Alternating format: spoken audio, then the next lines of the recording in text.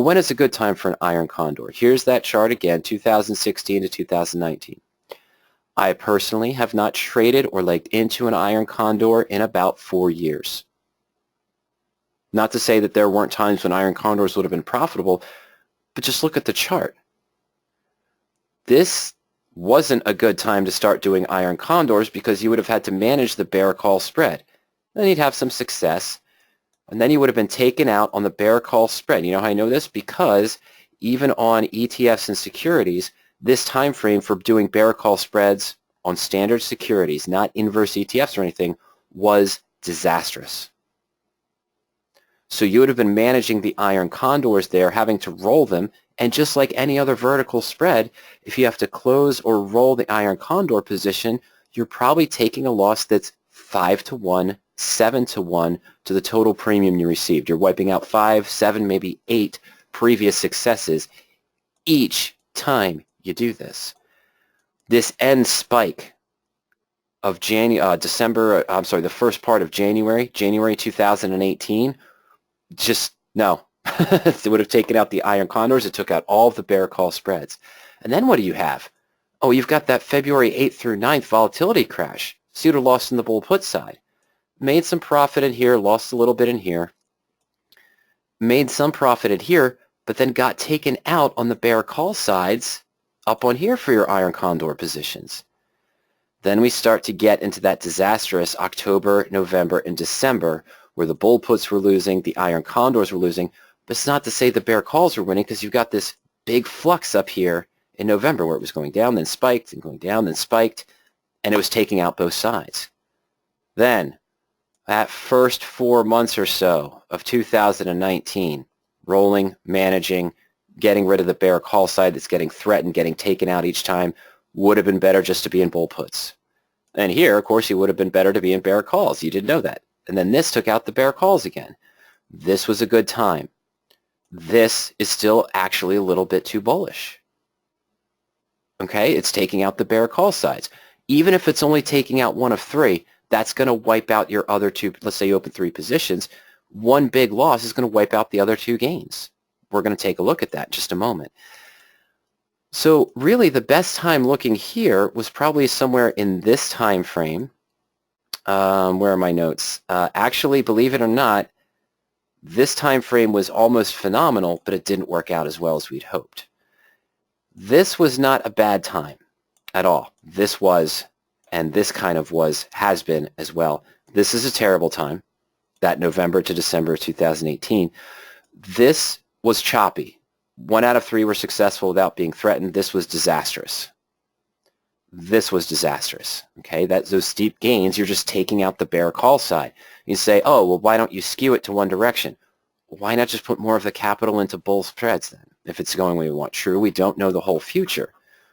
But when is a good time for the iron condor? When it matches the strategy. It's a neutral strategy. You want a neutral market or neutral stock. That's the best answer. Now, proof is in the pudding. You've seen me do this before. At the the beginning of this year, we did that 3 versions of the credit spreads beyond the basics. We did a credit spreads, the basics, credit spreads beyond the basics part 1, credit spreads beyond the basics part 2. And I shared with you some actual testing of bull puts, but the historical testing of bull puts, including this disastrous time frame, not taking any time off. If we had done the 2-week out bull put weeklies that we prefer all the way through 2018, even including this time frame and this time frame, where I actually closed out 3 positions for almost a 40% loss on each on bull put credit spreads, which would have been losses on the iron condors as well. But our bull put screen on power options for looking for the 2 weeks out resulted in an 83% win rate. We took a $100,000 account and allocated only 20% of that to bull put spreads. We take the top 3 bull put spreads in each cycle that matched our criteria, so 6.7% of this 20,000 was allocated across 3 spreads. Even with February 5th through 9th, May 21st to April 5th, a little hiccup here in June and July, that disastrous October first 5 days and this HE double hockey sticks that was December for bullish traders, this still ended up with a profit of $9,890 on 20K. That's a 49% return on investment. We don't look at it that way. We looked at it because we based it on the $100,000 account. So sure, we only made about 10% on that $100,000 with this portion of our option strategy. And the market was down during that year, wasn't it? We started at about 265, ended at 240 for the, really ended about 250 in SPY, but the market was down. How did we have an 83% win rate on bull put credit spreads? And it's because this 4-month period was pretty much 100% success rate. This 5-month period, okay, that's really 3, I'm sorry, but this 4.5, 5-month period was 100% success rate. 100% success rate on 6 trades. 100% success rate, all expired worthless. Pretty much in this time frame, if we kept trading, these were all successful. It's just these small 1-week, 2-week, 3-day periods where we got a little bit slaughtered. At this point, by the way, September 28th, September 28th, I think, right before October 1st, right before that first decline, the 100K portfolio was up around $125,000, $126,000. That's a 25% return in the first 9 months. But remember, we're only allocating 20, and we have a $25,000 profit. That was on the bull puts. Same mirrored criteria, looking for an 85% probability, range out of the money, 2-week out spreads, minimum 9% return, 2-point spreads or greater. On bear calls, though, not on bull puts, resulted only in a 55% win ratio. And you say, now wait a minute. How can we have a 1-year time period where the market's down and have lost and only won 55% with bear call credit spreads? Because here you lost on 2 out of 3 trades. Here you lost on 2 out of 3 trades. I'm sorry, I'm looking at my notes as I'm doing this. This was 3 out of 3 success rate. We're going every 2 weeks out. You're right. This was successful, but you lost 2 out of 3 here. 2 out of 3 here.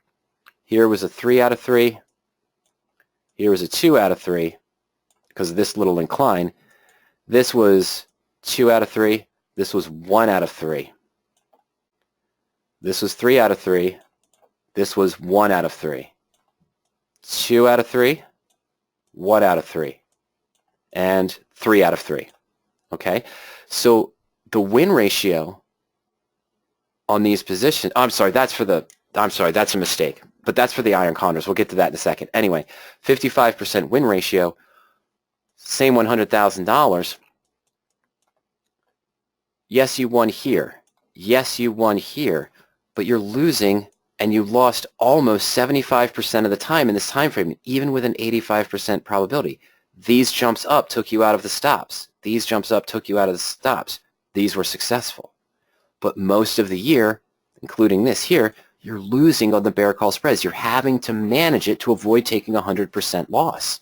In fact, in both cases, these losses, the stop was set so the average loss is only 48.1% on losing positions, and this one was 49.2% of the margin requirement based on our testing. So the 100K went down to $66,359. You had to borrow money from the original 20K you started with, which you shouldn't do. But if you kept in it to hope it would be profitable, you would have lost 33.6%. Okay? Now, what does that mean? Well, what are the iron condors? Different criteria. Here I am looking for bullish stocks. Here I am looking for bearish stocks. But on average, with this kind of truncated market, ups, downs, the headline-driven news market, this is 2018, remember, not 19 yet, but 2018, it almost fell right in the middle, didn't it? It was only a 72% success rate, and the return was only 4%. 4% on the 20K invested, not 4% on the 100. It only came out to 0.82%. And there were some reasons why that happened. There were some very high returns, but then some very large losses that happened before the stop could be triggered, where they triggered a 70, 80% loss on the positions for sudden spikes one direction or the other. Okay. Now, quick caveat. Okay, let's go to the next slide there.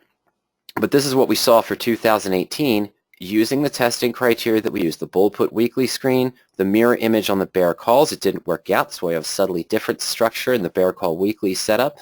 And then doing the 2-week out iron condors with similar strike difference, probability, and more did not, even with a 72% win rate, did not work out as well.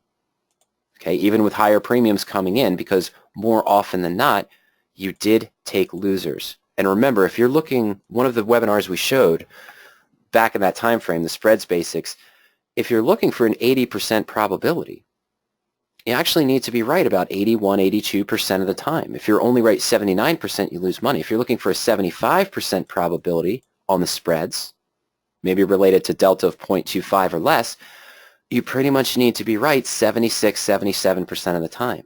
72% of the time is not going to cut it if your structure is an 8-to-1 or 9-to-1 risk-reward ratio. Okay, so this is in relation to when you would do it. This didn't turn out great. It wasn't a loss, but it didn't turn out great as well. Okay, all right. Now, moving on, but similar. So, does that mean that 2017 and 2019 were the best times? I don't know. In some instances, yes, but in some instances, no. You're managing that bear call unless you're trying to skew it to one side. And again, if you're skewing it to one side, just use the bullish strategy. Okay? And then, yes, we have headline news-driven dips here. We've got some good runs, but they're quicker. You might get that bear call side into trouble again. It's been kind of rough. This was a decent patch in here. This started to get a little bit difficult to manage the bear calls, and this was absolutely terrible for the iron condors and the bear calls unless you were extremely skewing it and only taking 4 or 5 cents net credit on the bear call side because you're so far out of the money. Why bother? Stay with the bullish spreads. Okay? Now, sure, we don't know the future. You could say, oh, this was going to do this and pan out, and we're going to be here, and that's great for the iron condors. Well, it didn't. We don't know the future, but again, that's the market you look for. Follow the structure of the strategy. Okay? All right. On to, now I did take Paul's fourth question first, so now let's go to the others. Do you attempt to select strikes that will result in approximately delta neutral for the iron condor? My answer was yes and no short. Here's why. I tend to look for equidistant iron condors, just like the graph we showed at the beginning, where if I had a $100 stock, I might be selling the 95 put and buying the 90, and then I'd keep it equidistant, be selling the 105 call and buying the 110, provided that both of those, the short call and the short put, my pivot options that I'm mostly focused on in that case, had the probability I wanted. I don't look at delta personally, I use the probability, but it relates a lot to the delta as well. I want to look for individual spreads on the security I think is neutral that have an 80 to 85% probability of expiring worthless. And also with the mathematics, meaning an 80 to 85% probability the stock's going to stay between those two strike prices. If it's moving consistently up, it would want me to skew it to the other side. I might not do that if the credit is too low because I have to go further out of the money on the bear call side. I don't skew. I'm looking, if I have a bullish to bearish sentiment, I'm just doing a bullish to bearish spread. But what this does mean, if I'm equidistant, 5 points away from the current stock price, 10 points away from the current stock price with a short option, and I keep my margin, the outside widths of the iron condor, the same strike difference, that means I'm going to be kind of close to delta neutral without even using it. So let's take a look real quick, ladies and gentlemen. We're going to navigate over to power options. Oops, that's not what I wanted.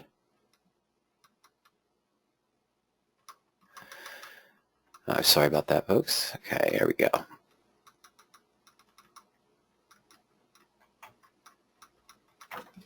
All right, and I didn't change the screen. That's why you're still seeing it paused, and I apologize for that. All right.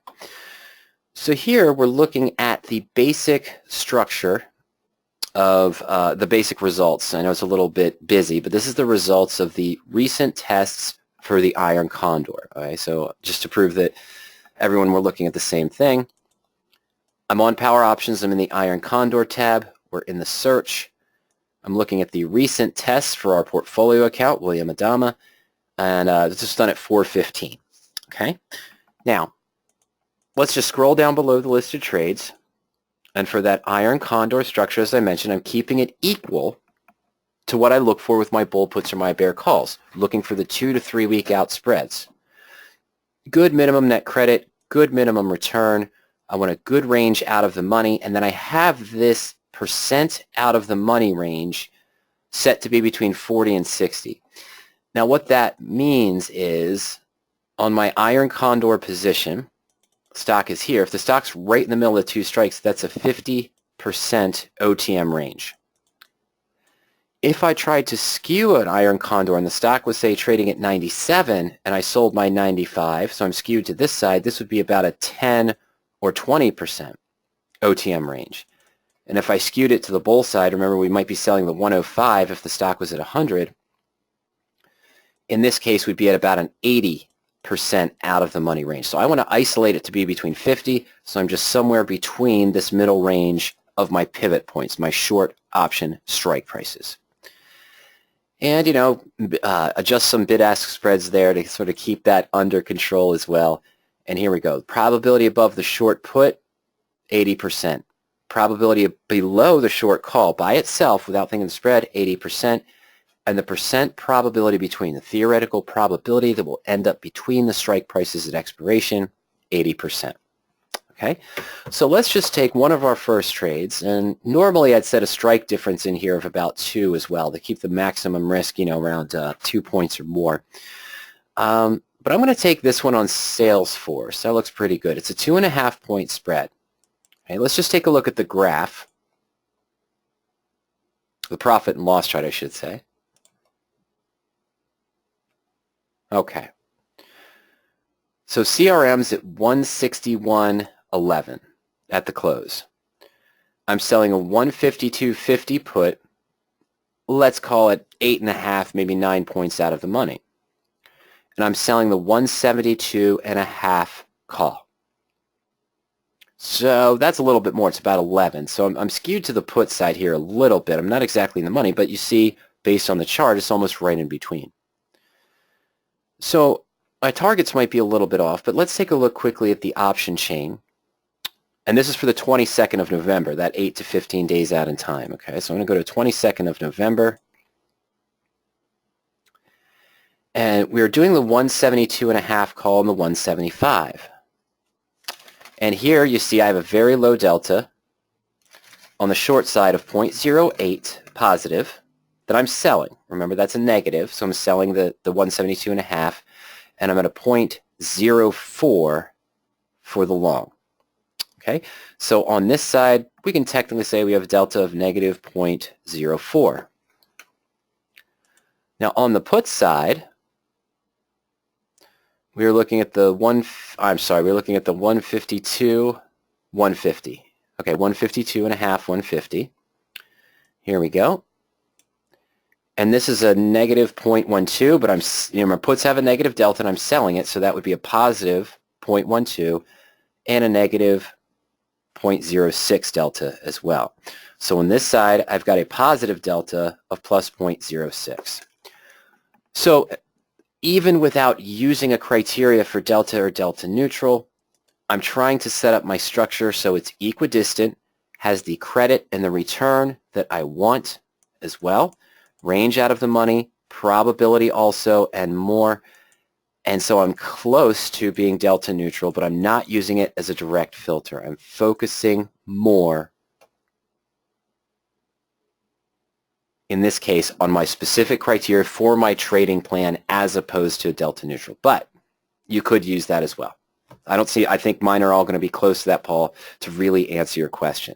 But I wanted to show that and illustrate it, that all these things go hand in hand. Even without using the Greeks, I'm probably properly structured to someone who teaches doing an iron condor with looking for a short option delta of less than 0.15 on the call side or on the put side and keeping a delta neutral as close as can be. Well, you've pretty much got it here. But remember, delta is ever changing. As it drops, the put deltas are going to increase. You're going to be out of delta neutral right away. I would not try to manage the iron condor to stay in delta neutral because you'll be managing it too often.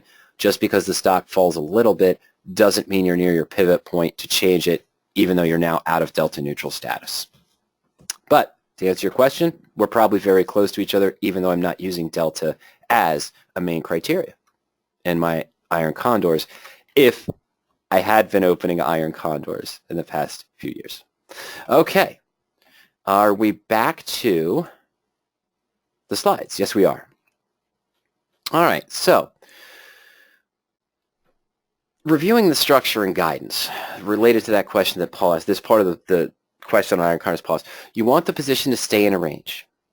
You want it to have a good probability between. You want each leg, each of the individual spreads to also have the probability and probability below that you would normally look for in a bear call or a bull put.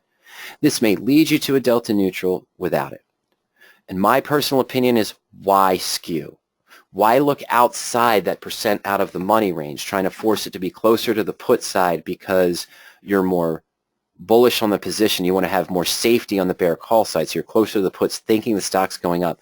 Just do the bull puts or a bull call debit. Don't try to trade against yourself and force a small neutral credit by doing a bear spread if you think the stock's going to be bullish, and vice versa. If you're bearish, just stay with the bearish spread. If you have a bearish skew around your time frame, just use the bearish spread. Don't try to put a neutral position on it.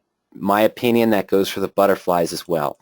I had a couple of conversations this week during coaching sessions and emails about skewed butterflies, all call butterflies, and so forth, bullish skew or bearish skew.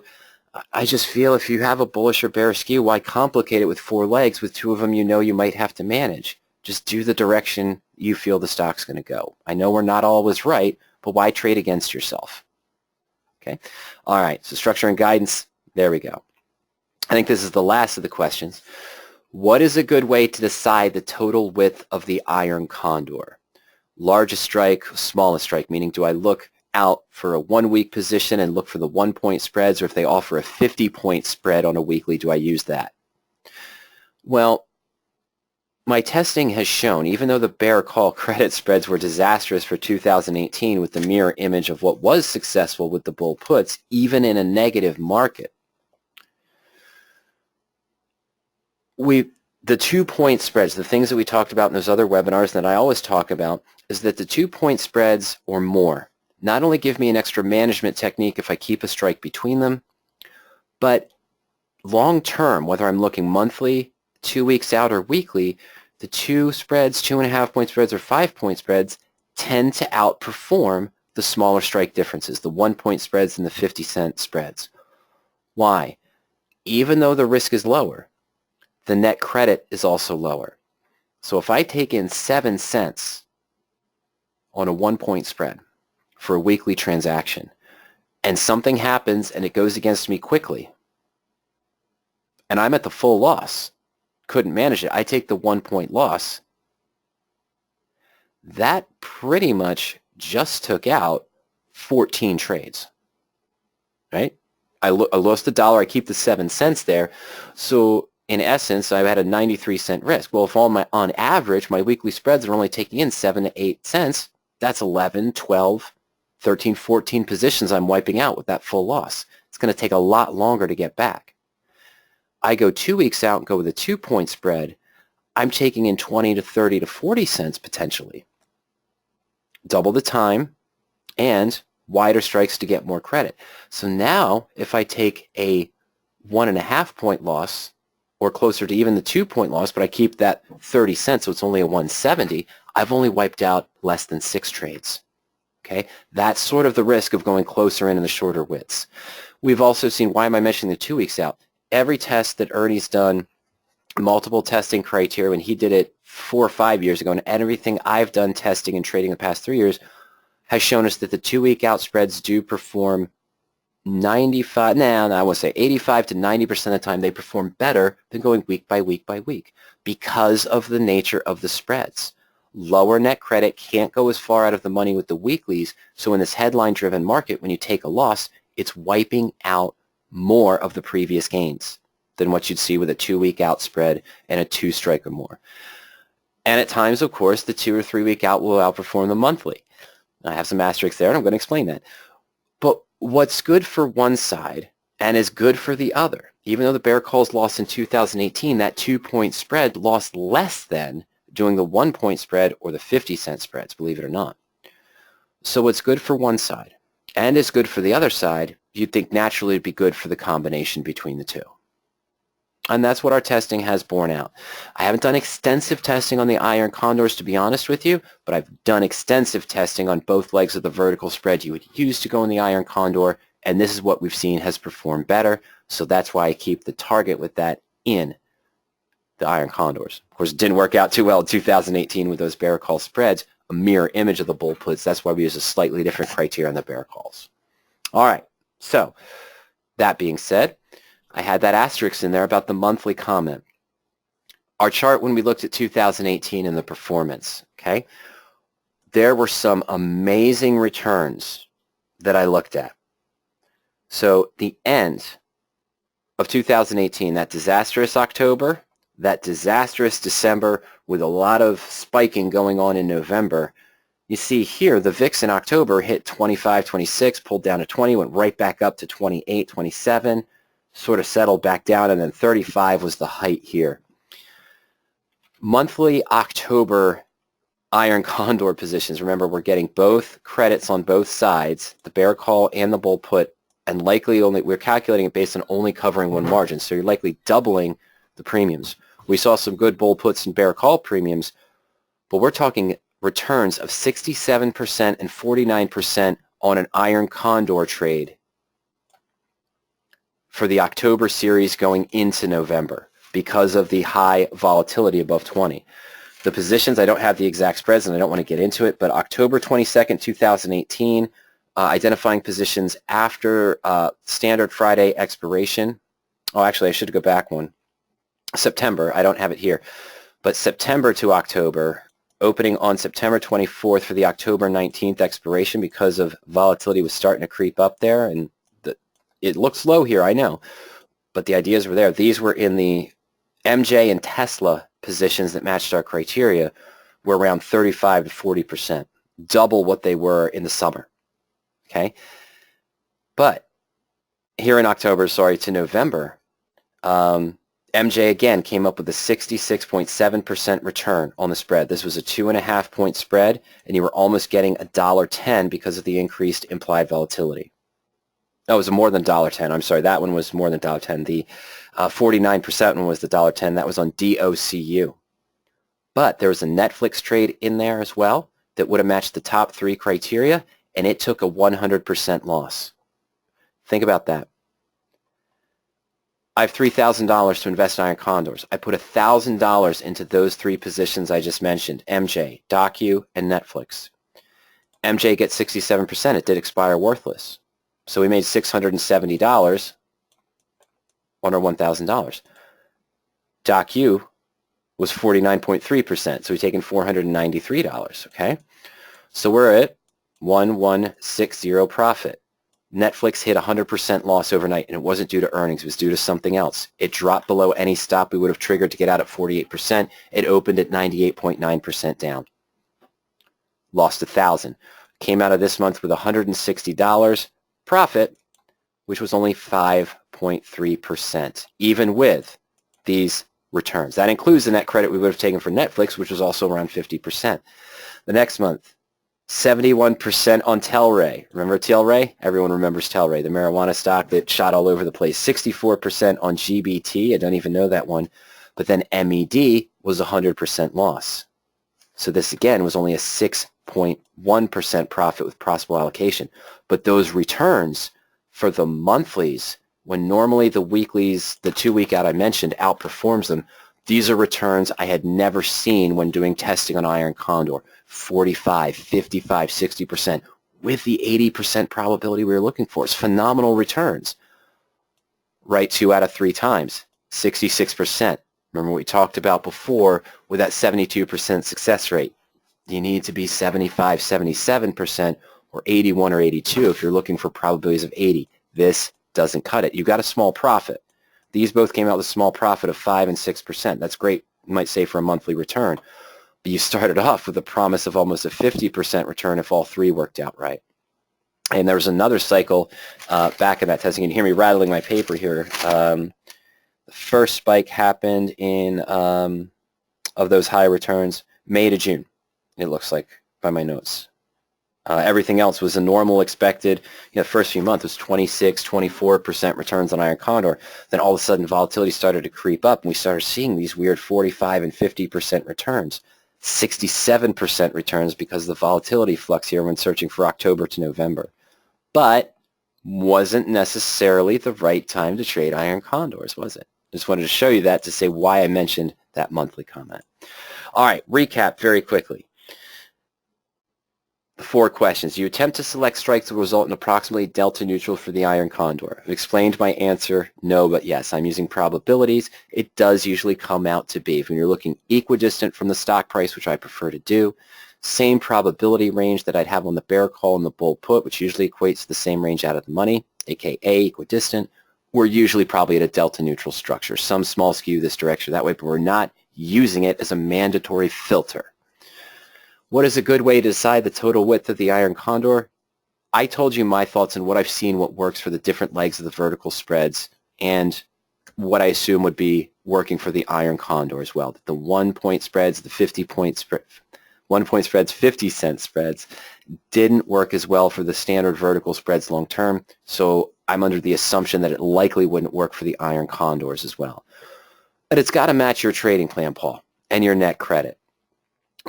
Sure, I want to look for an 11% return, let's say, 12% return. Well, you're easily going to find that with the iron condor position, even on a 1-point spread. But what do we talk, what's 10%, 11% of a 1-point spread? 10 cents, 9 cents. How many contracts do you have to do to make that worthwhile? Thankfully, commissions are about to be pretty much a thing of the past, where you should move to a broker where commissions are pretty much a thing of the past. But again, it's still got to match your trading plan and your goals. Do I consider implied volatilities in deciding the expiration dates? I'm sorry. No, I said no, and I don't. And I'm looking for the trading plan structure I mentioned, Paul, that we just looked at sort of in that search. That's what I'm looking for. The volatilities can come and go. I'm not focusing on that. But then again, I can't argue with those monthly returns I saw in 2018. We just talked about of 50, 60%, 67%. But was it the right time to do it?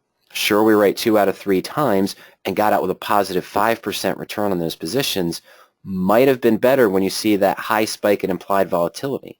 And a spread that normally matches your criteria suddenly jumps from potentially a 25% return, where it looks like you're the same strikes apart, same distance apart with the same probabilities you would have been 2 months before, but the return is 3 times as much. Maybe that's a good idea to increase the width of those strikes, still focus on your 20% return, 25% return goals, but be wider out of the money instead of saying, hey, the market's giving me something for free. I can get a 65% return on this Tilray spread when last 4 months ago the same structure on a similar price stock was only 25. Why wouldn't I take this? Well, because it's that high for a reason. Something's going on in the market that can cause the stocks to fluctuate wildly. And if you lost 2 out of 3 because of wild swings during that cycle, think of how much of your portfolio that would have wiped out that you allocated to this strategy. Might have been a loss of 45%, 54%, even being right on the 1 out of 3. So no, I don't focus on implied volatility. I know that Tasty Trade, they did have one of the videos there. I believe it was Sosnoff or their director of education, Mike, where they had a study that showed that the best time to do covered calls in iron condors is when volatility is higher. They're not wrong, provided that it stays within the range and the volatility spikes that we've seen in this headline-driven news market over the last 1.5 years do not cause the losses. You get the better premium. That gives you a good wide bid-ask spread, but what did we see in those charts for 2018? Even the start of 2019, the high points of 2017, you might be getting taken out on one side or the other. And that goes to how do you decide when it is better not to use the iron condor? Just think of the structure. I haven't traded it in 4 years. That's not to say I don't know investors who use power options that haven't been successful using iron condors over the last couple of years. We've been getting a lot of questions in the past 3 to 4 weeks, I believe, 2 months almost, on iron condor structure, probability, and so forth. I'm not saying these are bad positions. I'm saying that I tried to show you historically what would have happened using the same kind of criteria that was successful with bull puts. It ended up being marginally, very smallly successful for the iron condor positions in the same type of market. But that's delving into the heart of Paul's question. I understand I haven't really answered it, but I have. How do you decide when it's better not to use the iron condor? When you have a fear that the market's going to fluctuate wildly because of too much volatility, or the volatility has been settled for too long, now might be a danger zone, right? The VIX dropped down below 12 today, right? I think it closed at 1202 or close to it. We haven't been there for a while. So now might be that time you're saying, hey, it looks like everything's neutral, the volatility is low, it's time to do an iron condor. Now I think it's the time to maybe start fearing that something's around the corner that might cause the VIX to spike. Might not be the best time to do an iron condor. Might be a better time to do it possibly after the spike. It comes down maybe 20 to 30% after the high of the VIX. Then it might be a good time to get good premium and trade forward. Okay, so those are my thoughts on the iron condors. Paul's 4 questions of when you decide it's better not to use it. Do you consider implied volatilities? What is a good way to decide the total width of the iron condor? Do you attempt to select strikes that result in approximately delta neutral? The first 3 questions can really be answered by the same way I talk about bull put spreads and what's worked for me in the trading in the past and also the historical testing. And when is it best to use it? Just think of the structure of the iron condor. Don't try to outthink the structure. The structure's set in stone. Once you put it on, that's what you want to have happen. So is that what your market expectation is? And I personally am not a fan and will never try to skew an iron condor one direction or the other.